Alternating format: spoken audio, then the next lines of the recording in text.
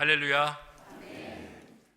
오늘은 갈릴리로 가신 예수님이란 제목으로 같이 말씀을 나누고자 합니다. 지난주에 예수님께서 세례를 받으셨습니다. 예수님의 세례는 새 창조의 의미를 담고 있는 세례입니다. 예수님은 본래 세례를 받으실 필요가 없는 분입니다. 왜 그러냐? 이 세례는요, 죄사함의 의미를 가지고 있습니다. 물속에 들어가면서 죄 많은 옛사람은 다 죽어집니다. 그리고 물속에 나오면서 이제 나는 새로운 피조물, 새 사람으로 거듭납니다. 이런 뜻을 가지고 있는 것이 세례입니다. 그런데 우리 주님은요, 죄가 있습니까? 없습니까?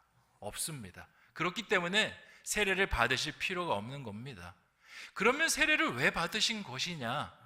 예수님은 세례를 받으신 것이 아니라 행하신 겁니다. 예수님은 죄가 없지만 세상은 죄가 있습니다.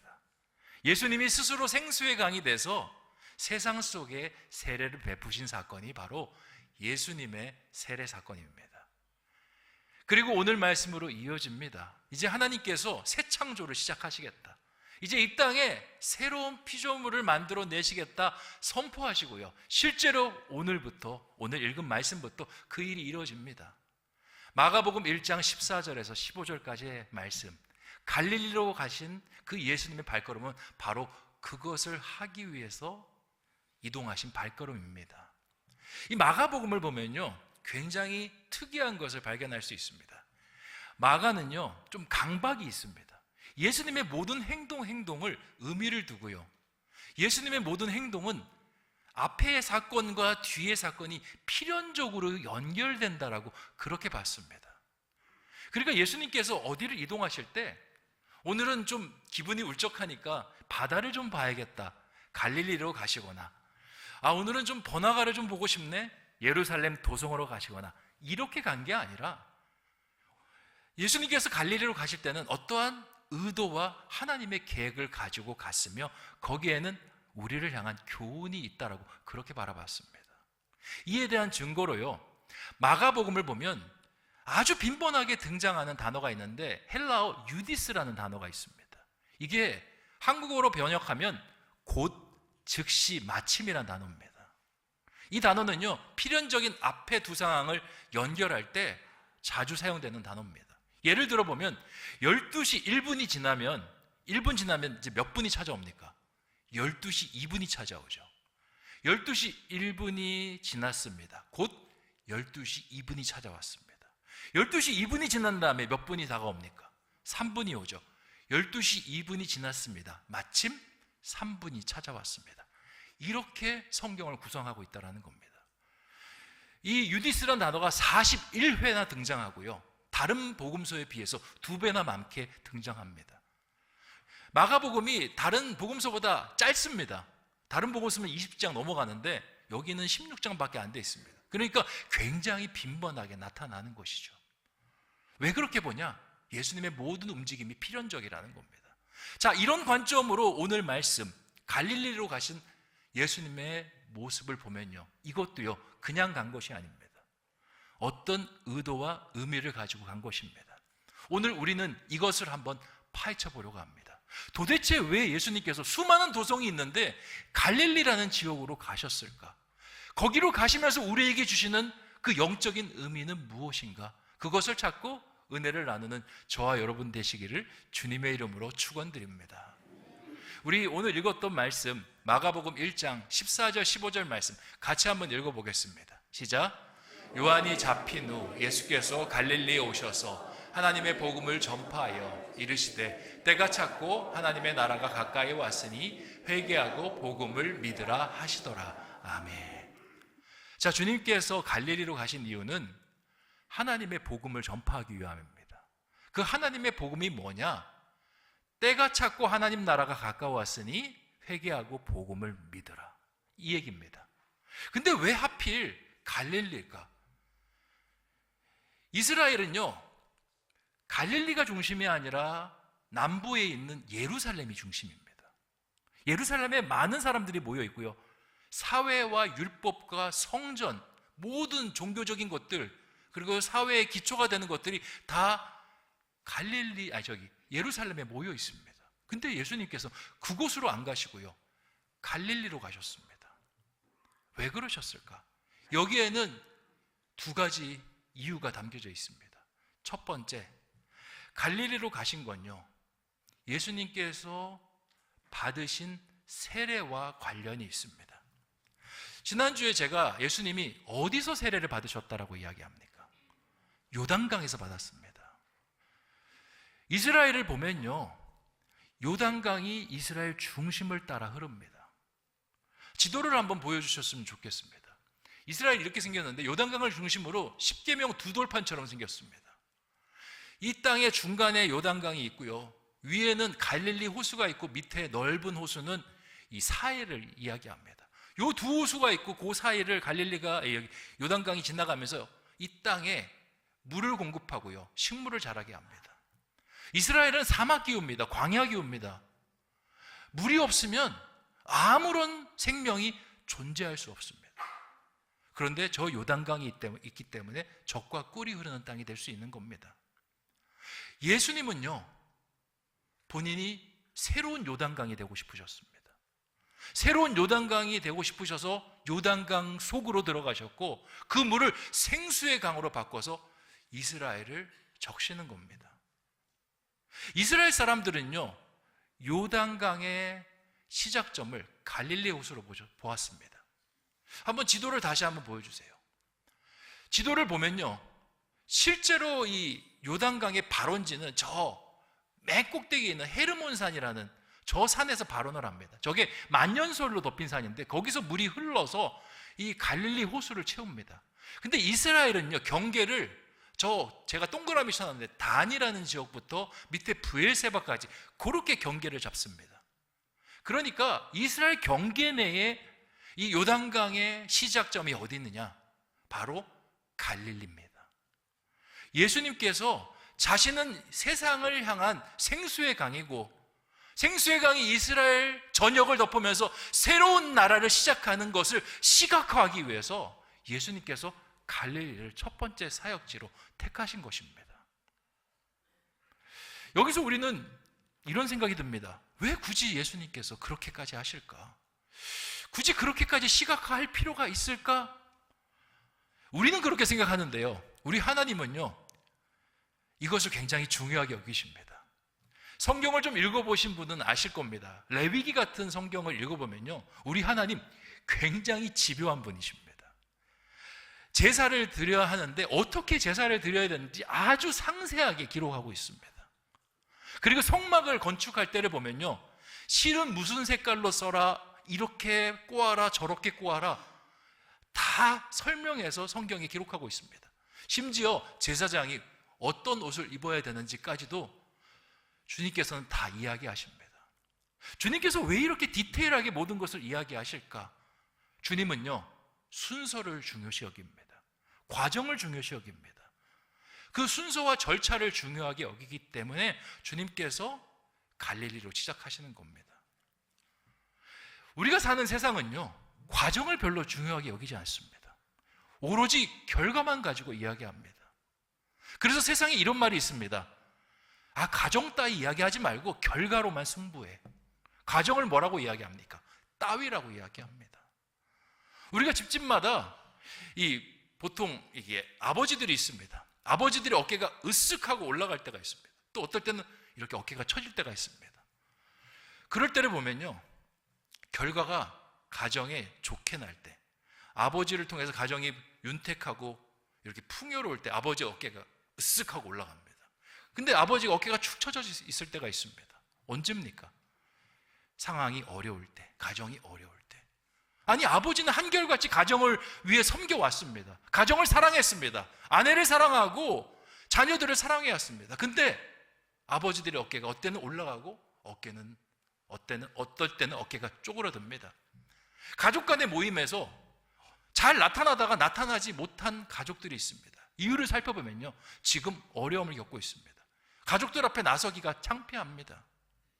아니, 가족인데, 피를 나는 형제인데 그게 뭐라고 그렇게 나타나지 못할 정도로 그런 일들이 되느냐? 세상 때문입니다. 세상은요, 지금 네가 성공했어? 실패했어? 네가 지금 돈이 많아? 적어, 행색이 좋아, 초라해, 이것만 보기 때문에 우리가 세상 속에서 그렇게 어깨가 올라갔다 줄어들었다가 그렇게 한다라는 겁니다. 그런데요, 우리 하나님은요, 결과로 이야기하는 분이 아닙니다. 우리 하나님은 과정으로 이야기합니다. 네가 하나님과 함께 하고 있어, 그러면 너 잘한 거야. 네가 하나님과 함께 동행하고 있어, 그러면 너는 어려움으로부터 해방될 거야. 네가 아무리 좋은 결과를 맞이한다 할지라도, 네가 아무리 성공한다 할지라도 그 속에 하나님 담겨 있지 않으면 그거 실패한 거야. 그거 온전하지 않은 거야. 하나님 말씀하십니다. 하나님, 저 지금 실패하고 있는데요, 근데 내가 있잖아. 내가 있으니 그 실패는 실패가 아닐 거야. 내가 너를 바꿔주겠노라. 우리 하나님 그렇게 역사하시는 하나님이라는 겁니다. 이에 대한 대표적인 예가 있습니다. 다윗이요, 결과로 놓고만 보면 굉장히 불쌍한 사람입니다. 이렇게 저주받은 사람이 없습니다. 사울에게 쫓김당합니다. 이유 없습니다. 그냥 죄목을 아주 그냥 집어넣어서 완전 뒤집어 써서 그렇게 사람을 쫓아서 나쁘게 만듭니다. 제목이 얼마나 치욕스럽냐면 반역자란 제목이 있고요, 폐륜하라는 제목이 있었습니다. 사울과 관계가 장인어른과 사위관계니까. 그렇게 쫓겨다니니까 얼마나 불명예스럽습니까? 그렇게 숨어 있는데 사울이 군대를 몰고 또 쫓아옵니다. 엔게디 광야에 숨어 있는데 동굴 한쪽으로 숨어 들어갑니다. 얼마나 비참합니까? 그렇게 있는데요, 다윗에게 기회가 옵니다. 사울이 화장실을 가고 싶어서 동굴을 막 선택하는데 마침 다윗 일행이 숨어 있는 동굴로 들어갑니다. 다윗이 뒤에 숨어 있는데 이제 칼만 뻗으면 사울을 죽일 수 있는 상황입니다. 신복들이 난리가 납니다. 당장 죽이라고. 그리고 사울을 죽였을 때 일어나는 결과에 대해서 막 설명합니다. 다윗님, 더 이상 쫓기지 않아도 되고요, 모든 치욕적인 불명예 다 벗을 수 있고요, 그리고 꿈꾸던 왕이 될 수 있습니다. 어서 죽이십시오. 근데 다윗이 어떻게 합니까? 안 죽입니다. 왜 안 죽이냐? 자기가 칼을 들어 죽이는 건 하나님의 절차가 아니라고 생각했기 때문입니다. 하나님은 하나님의 기름 부음 받은 사람을 칼로 죽이는 것을 용납하지 않는다고 생각하고 칼을 거둡니다. 주변에 있는 신복들이 어떻게 생각하겠습니까? 한 고구마 100개 정도 먹은 그런 마음이 들었을 겁니다. 아유, 저 답답이. 칼만 휘두르면 좋은 결과들이 올 수 있는데 왜 그럴까? 그런데요, 세상 사람들은 이렇게 이야기할지 모르겠지만 하나님은 이것을 기쁘게 여기십니다. 다윗이 그 다음에 어떻게 되느냐? 왕이 되는 데는 시간이 오래 걸렸습니다. 하지만 왕이 된 다음에 하나님 마음에 합한 왕이 됐고요, 그의 자손들이 계속 왕이 될 수 있는 왕조의 약속을 받는 그러한 왕이 되었습니다. 이게 우리 하나님입니다. 너희가 과정을 하나님과 따르면 내가 반드시 너를 복되게 하겠노라. 세상의 결과를 쫓지 말라라고 말씀하십니다. 예수님의 이야기를요, 세상의 결과론적으로 보면요, 예수님 실패한 겁니다. 높고 높은 보좌 버리시고 내려오셨습니다. 백성들 돌봐주셨습니다. 병 다 고쳐주시고 찾아오는 사람 문전박대 안 하시고요, 다 살펴주셨습니다. 심지어 자신의 목숨까지도 세상을 향해서 내놓았습니다. 근데 사람들 어떻게 반응합니까? 예수님을 십자가에 못 박으라고 소리 지릅니다. 빌라도가 누구를 놓아주겠느냐, 바라바냐 예수냐 했을 때 바라바를 놓아주라고, 살인자를 놓아주라고 그렇게 이야기합니다. 예수님의 모습을 보면요, 아주 소용없는 짓을 엉뚱하게 하신 그러한 분입니다. 그리고 그의 인생 실패로 끝나갈 수밖에 없었던 그러한 모습을 갖고 있는 분이 예수님입니다. 그런데 예수님의 이야기가 그렇지 않지 않습니까? 예수님께서 사람들을 고쳐주셨기 때문에 예수님을 따르는 사람이 생겼고요, 오는 사람들을 사랑해 주시고 보듬어 주셨기 때문에 그 안에서 제자가 생길 수 있었고요, 그 제자들이 나중에 예수님 돌아가신 다음에 사도가 되어서 세계 망방에 복음을 전하는 사람으로 세워질 수 있었습니다. 예수님께서 십자가에 달려서 비참하게 돌아가시는 것 같지만 그 돌아가심 때문에 우리 가운데 대속의 은혜가 있을 수 있었던 겁니다. 지금은 모르는 겁니다. 지금은 눈앞에 이것밖에 안 보이는데 하나님을 믿고 과정으로 따라가는 사람에게는 반드시 복이 임한다는 것을 예수 그리스도 십자가를 통해서 보여주고 있는 겁니다. 우리도 마찬가지입니다. 지금 당장 선한 것이 안 보일 수 있습니다. 아, 예수님 믿는데 나한테 왜 자꾸 이런 일이 생기지? 나 교회 봉사 열심히 하는데 왜 이렇게 사람과 부딪히고 육체는 날로 쇠약해지지? 나 새벽 기도도 드리고 금요 예배도 참여하는데 왜 내 기도는 응답되지 않지? 나는 망했네. 나는 실패했네. 그렇게 결론 내리는 경우가 많습니다. 근데 그건요, 주님의 결론이 아닙니다. 내가 내는 속단의 결론입니다. 주님의 결론은 항상 이렇게 납니다. 이사야서 61장 3절 말씀 같이 한번 읽어보겠습니다. 시작. 무릇 시온에서 슬퍼하는 자에게 화관을 주어 그 죄를 대신하며 기쁨의 기름으로 그 슬픔을 대신하며 찬송의 옷으로 그 근심을 대신하시고 그들이 의의 나무 곧 여호와께서 심으신 그 영광을 나타낼 자라 일컬음을 받게 하려 하심이라. 아멘. 슬퍼하는 자에게요, 기쁨을 주시는 게 주님의 결론입니다. 근심하는 자에게 찬송의 옷을 주시는 것이 주님의 결론이고요, 실패한 자들에게 영광을 받도록 하시는 분이 우리 주님의 결론입니다. 다윗이 그의 왕이 된 뿐만 아니라 그의 왕조의 약속을 받지 않았습니까? 이게 하나님의 결론인 겁니다. 예수 그리스도 이야기 십자가로 끝납니까? 아니요, 십자가 너머의 부활로 끝납니다. 이게 바로 하나님의 결론이시고 하나님의 은혜인 것입니다. 그래서 주님께서는 과정이 중요하다, 하나님 안에서 함께 한 발 한 발 걸어가는 것이 중요하다, 그것을 말씀하시기 위해서 갈릴리로 나아가신 겁니다. 그러니까 첫 번째 의미는요, 과정에 대한 의미를 담고 있습니다. 두 번째 의미가 뭐냐? 두 번째 의미는 결과에 대한 의미를 담고 있습니다. 예수님께서 갈릴리로 가신 건요, 이미 구약의 예언이 있었습니다. 이 사람이 갈릴리에서 빛을 비출 것이다, 이미 예언이 있었습니다. 이사야서 9장 1절 2절 말씀 같이 한번 읽어보겠습니다. 시작. 전에 고통받던 자들에게는 흑암이 없으리로다. 옛적에는 여호와께서 스불론 땅과 납달리 땅이 멸시를 당하게 하셨더니 후에는 해변길과 요단 저쪽 이방의 갈릴리를 영화롭게 하셨느니라. 흑암에 행하던 백성이 큰 빛을 보고 사망의 그늘진 땅에 거주하던 자에게 빛이 비치도다. 아멘.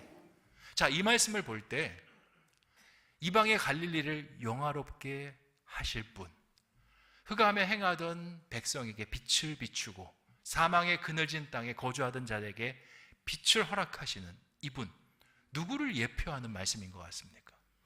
예수 그리스도입니다. 이 갈릴리에 오셔서 세상에 빛을 비추는 일이 일어날 것이다, 이미 예언이 되어 있었기 때문에 주님께서 이 예언을 행하시기 위해서 갈릴리로 가신 겁니다. 이 갈릴리가요, 지정학적으로 굉장히 어떤 재미있는 특징을 가지고 있습니다. 이 갈릴리는 원래 구약시대에 별로 그렇게 주목받던 땅이 아닙니다. 사람들은 이 갈릴리를 쓰레기 땅이라고 불렀습니다. 쓰레기가 매립되어 있어서 쓰레기 땅이 아니라 그만큼 보잘것없는 땅이다라는 것입니다. 여기에 일화가 하나 있습니다. 솔로몬이 성전을 건축할 때 이 두로왕 히람이라는 사람에게, 레바논에 있는 사람에게 목재를 공급받습니다. 그때 아주 고급 목재는요, 레바논산 백향목이 고급 목재였습니다. 그걸 받아서 성전을 건축했습니다. 우리나라도 옛날에 궁궐과 이 사찰을 지을 때 아무 소나무, 아무 나무나 쓰지 않습니다. 금강송이라고 들어보셨습니까? 그 나무만 베어서요, 그 나무로 다듬고 이 궁궐을 지었습니다. 이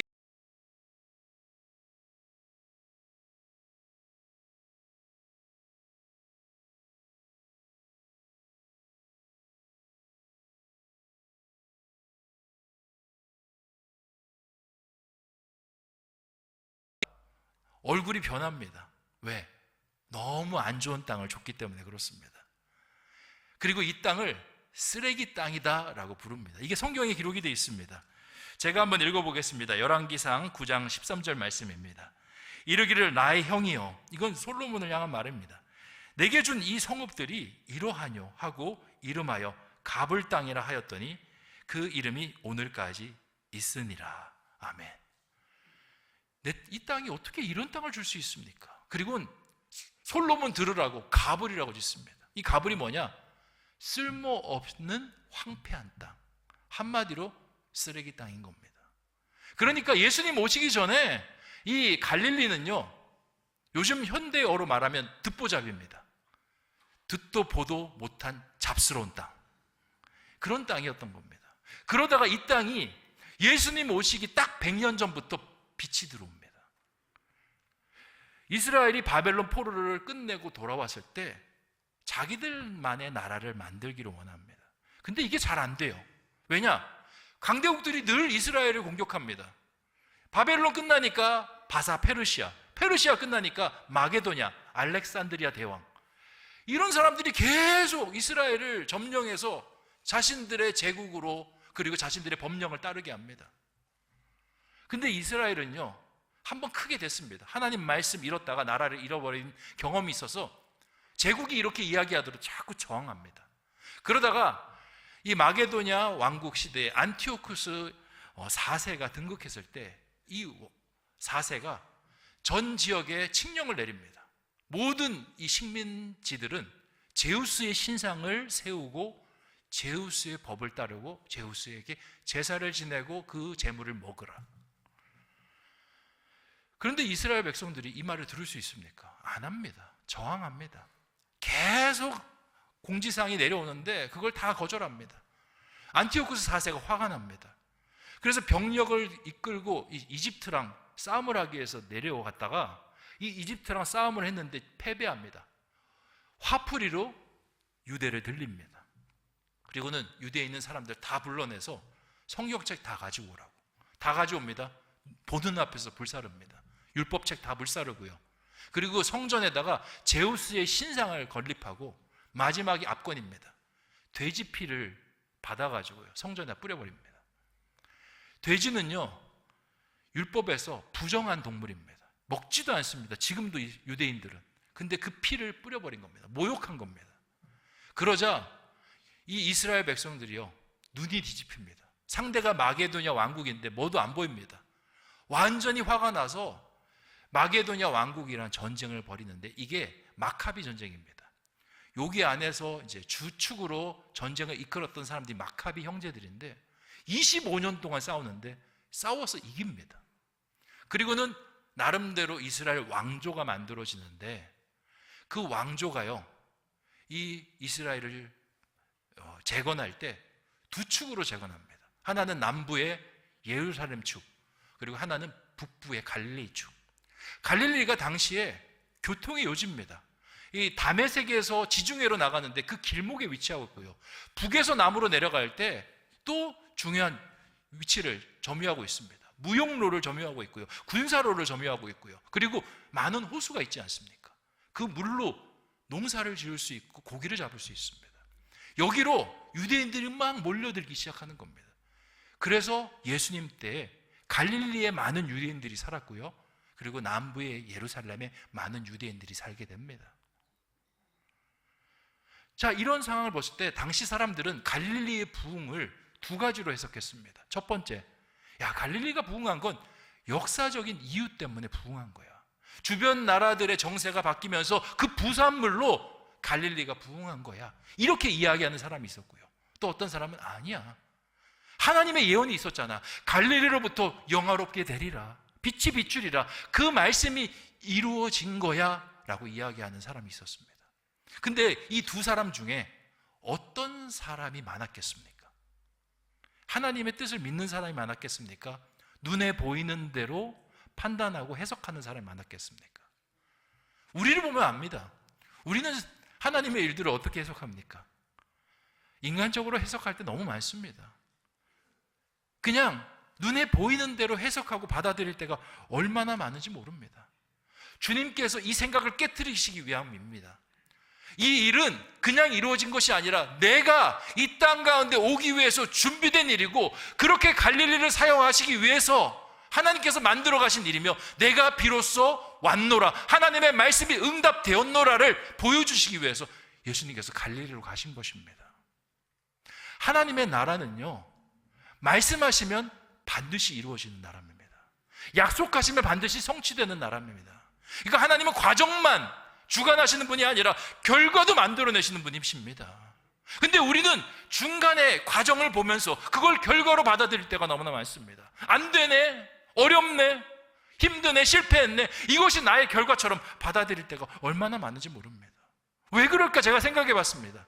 세상은요, 약속과 규율로, 규정과 어떤 가치로 움직이는 나라가 아니란 사실을 발견했습니다. 하나님 나라는 약속과 말씀으로 정확히 움직이는데 세상은 그런 나라가 아닙니다. 굉장히 기회주의적이고요, 편법주의적인 것이 세상입니다. 세상이 가치가 없는 게 아닙니다. 세상도 약속이 있고 규범이 있습니다. 근데 사람들 그거 지키지 않습니다. 왜 그럴까? 그거 지키면요, 바보 되니까요. 그거 지키면 손해보니까. 제가 그걸 피부로 최근에 느낀 적이 있습니다. 제가 일이 있어서 이제 김포공항을 가야 됩니다. 차를 몰고. 우리 교회에서 김포공항을 찍으니까 1시간 10분 정도 걸리더라고요. 그래서 제가 운전을 해서 김포공항까지 갔는데 얼마나 걸렸냐면 1시간 반이 걸렸습니다. 20분이나 더 걸린 겁니다. 저는 내비게이션이 시키는 대로 그대로 따라갔습니다. 근데 20분이 더 걸렸습니다. 아니, 목사님, 뭔가 중간에 출퇴근 시간이었겠죠. 아니요, 대낮에 갔습니다. 그리고 밀리지도 않았습니다. 그리고요, 사고도 없었습니다. 그냥 잘 운전해서 갔는데 20분이나 더 걸렸습니다. 뭐가 문제였을까요? 잘 운전해서 간 게 문제입니다. 제가 너무 정직하게 운전했습니다. 노란불 뜨면요, 차를 멈추고요. 그리고 이 내부 순환이나 강변문으로 빠져나갈 때 이 램프 있지 않습니까? 그때 이제 램프에 빠져나가면 맨 뒤에서부터 줄을 서서 이렇게 갔습니다. 그랬더니요, 늦었습니다. 제가 이제 램프를 빠져나갈 때 보니까 줄이 한 줄이 아니더라고요. 2줄이더라고요. 한 줄은 뭡니까? 끼어들기 줄. 자꾸 끼어드니까 자꾸 늦어져서 20분이나 늦어버린 겁니다. 제가 그걸 보면서 무슨 생각을 했냐면, 세상이 이런 것이구나. 세상에 법칙이 있습니다. 그렇게 끼어들지 마십시오. 끼어들기 금지 구역. 그런데 자꾸 끼어듭니다. 그러니까 끼어드는 사람, 정상적으로 지키는 사람들이 늦어지는 겁니다. 정상적으로 지키는 사람들이 어떤 유혹을 받습니까? 나도 다음에 끼어들어야겠지. 그러면서 무너지는 겁니다. 이게 그리스도인들에게도 영향을 줍니다. 세상이 이런 식으로 굴러가니까요, 그리스도인도 하나님께서 뭔가를 말씀하시면 상황이 조금 변하잖아요. 마음이 흔들립니다. 이대로 이루어지지 않는 거 아닌가? 이대로 실패하는 거 아닌가? 주저앉는 거 아닌가? 하지만 하나님은 그런 분이 절대 아니십니다. 하나님은 말씀하며 지키시는 분이시고요, 약속하시면 반드시 성취하시는 분이십니다. 우리가 막 두려워할 때 주님께서 말씀하십니다. 두려워하지 말라. 그러면 우린 두려워하지 않으면 됩니다. 왜냐? 두려운 상황들은요, 하나님께서 정리하십니다. 우리가 막 마음이 놀라서 다급해서 어쩔 줄 몰라 합니다. 우리 주님께서 말씀하십니다. 놀라지 말라라고. 그러면 우리는 잠잠히 주님께서 역사하시는 것을 기다리면 됩니다. 주님께서는요, 항상 믿음의 사람들을 그렇게 인도하십니다. 넘어질 것 같은데, 다윗이 그렇게 끝장날 것 같은데 살리셨어요. 최고의 왕으로 세우시고요. 십자가로 다 마무리된 것 같은데 부활의 영광을 또 준비하시는 분이 우리 하나님이신 겁니다. 우리도 마찬가지입니다. 결론은 우리가 내는 것이 아니라 주님이 내는 것입니다. 우리가 결론을 내기 때문에 문제가 생기는 겁니다. 그래서 주님은 과정과 결론 다 하나님의 손안에 있다. 하나님과 함께 과정을 밟아나가고, 그렇게 밟아나갔으면 그 결론은 반드시 약속한 대로 이루어질 것이다. 그걸 보여주시기 위해서 갈릴리로 가신 것입니다. 사랑하는 성도 여러분, 어려움을 겪고 계십니까? 아픔을 겪고 계십니까? 놀람과 두려움의 마음이 사로잡혀 있습니까? 하나님의 약속만 보기를 원합니다. 반드시 슬픔을 기쁨으로, 근심을 찬송으로 바꾸실 것입니다. 그렇게 나아가는 저와 여러분 되시기를 주님의 이름으로 축원드립니다. 기도하겠습니다. 좋으신 아버지 하나님, 오늘 우리 가운데 갈릴리로 가신 예수님, 그 의미가 무엇인지 깊이 들여다보게 하여 주시니 참으로 감사합니다. 주님께서 그렇게 가신 것은 그게 하나님 나라를 이루는 과정이었기 때문에 그렇습니다. 주님 굳이 그렇게 가실 필요가 있습니까? 예루살렘으로 가는 것이 좋지 않습니까? 아니다. 하나님 안에서는 절차와 순서가 중요하다. 그것을 따르라 말씀하십니다. 따라 나갔더니 결론이 좋지 않은 것처럼 보입니다. 십자가로 끝납니다. 주님, 실패하신 거 아닙니까? 주님께서 말씀하십니다. 이게 결론이 아니라고. 부활이 결론이다 말씀하십니다. 우리의 인생에 똑같이 말씀하십니다. 주님, 힘듭니다. 어렵습니다. 넘어질 것 같습니다. 결론이 이건 것 같습니다. 주님 말씀하십니다. 결론 그것이 아니라 말씀하십니다. 결론은 내가 약속한 그대로 이루어질 것이다. 형통할 것이다. 복될 것이다. 주님 말씀하십니다. 세상이 자꾸 가치를 흔들어대니까 우리의 마음도 흔들어집니다. 세상 보지 않게 하여 주시고 하나님 보는 우리가 되게 하여 주시옵소서. 감사를 드리오며 모든 말씀 예수님의 이름으로 기도하옵나이다. 아멘.